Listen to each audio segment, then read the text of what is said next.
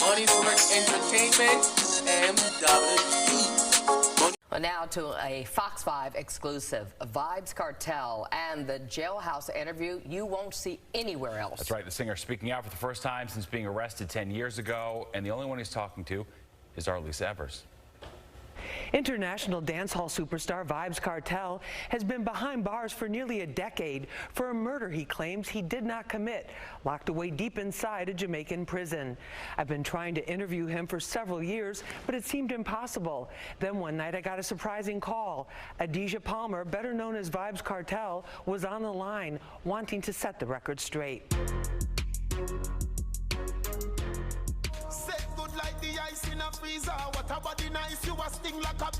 Vybz Kartel is many things, an incredibly prolific artist in the dancehall reggae genre who's managed to dominate the music scene despite being locked down. He's a charismatic entertainer whose nickname World Boss hints at the respect he's given on the streets.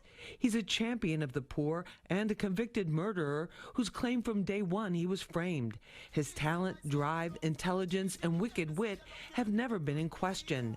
Now the only question is whether his last legal appeal to the highest court in the UK will determine he was convicted based on falsified phone evidence. A lot is on the line. He could be a free man by 2022 or an inmate for 30 or more years.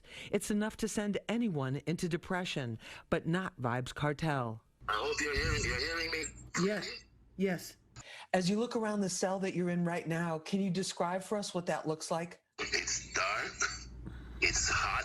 It has like 3 or 4 bunk beds. It's got a toilet in the corner, and it's got a huge grill.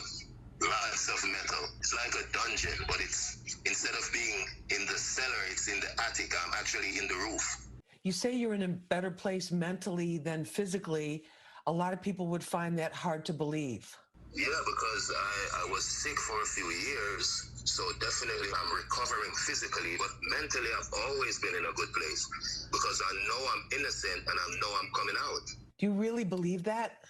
Yeah, of course I believe that. And to be totally honest, the system really wanted me thrown away. It was never about me being charged for a murder. It was about getting rid of Vybz Kartel, not Adidja Palmer, the person. Why do you say the system is out to get you? Because they told us, they say we have too much influence. If you remember when Movado and I had that little feud a few years ago, we even went to King's house, which is like the home of the Prime Minister. And they were telling us that, oh, we're leading the kids astray, and if we don't stop what we're doing, we're not going to get any permission to do shows and stuff like that. So it has always been about the influence that Vybz Kartel has. The dancehall music genre, like gangster rap, does not shy away from lyrics that talk about guns and street violence, as well as sexually explicit content. How do you keep your spirits up in prison? That's a good question. That's why I said I'm more mentally in a better place because I read a lot, I write a lot. You know, I watch movies, I listen to music, and I've met people here that are cool, like cool people that we can talk about stuff. You know, good friends along the way. So that's how I spent my time. You've had a lot of songs come out since you've been incarcerated. About how many songs have you written during this last decade that you've been behind bars? Lots of songs I can't even count. At one point, I was sending out like 3-4 books a month because when I write the songs, I usually send the books out when I get visits. Thousands of songs, really. And I know all of them are not going to be able to get released maybe in the span of my career, but you know, I just keep writing and writing. It makes me better.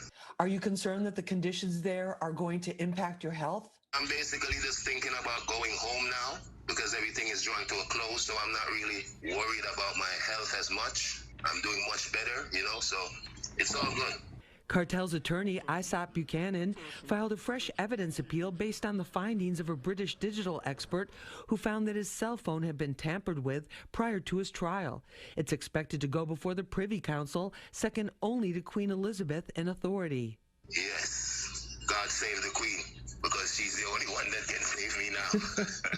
Despite the twists and turns in his legal saga, Kartel refuses to give up. Coming up tomorrow night, part 2 of my exclusive jailhouse interview. Kartel gets candid, not holding back about how he really feels. It's a side of him you've never seen before. Looking forward to that.